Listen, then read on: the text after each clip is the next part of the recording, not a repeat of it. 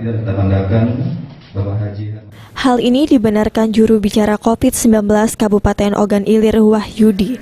Menurutnya, hingga Selasa siang ada 1 tambahan terkonfirmasi COVID-19 dengan inisial BY, warga Kecamatan Indralaya Utara.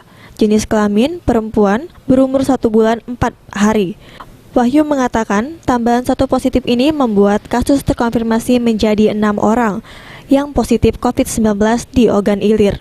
Sebelumnya, Senin kemarin tambahan kasus terkonfirmasi positif corona di Kabupaten Ogan Ilir kembali bertambah dari seorang warga Kecamatan Sungai Pinang dengan umur 20 tahun yang berdasarkan informasi datang dari Jakarta di Kecamatan Sungai Pinang tanggal 23 April dan mengalami gejala COVID 27 April hingga Senin 4 Mei kemarin. Pria 20 tahun tersebut menjalani perawatan di RSUD Kayu Agung.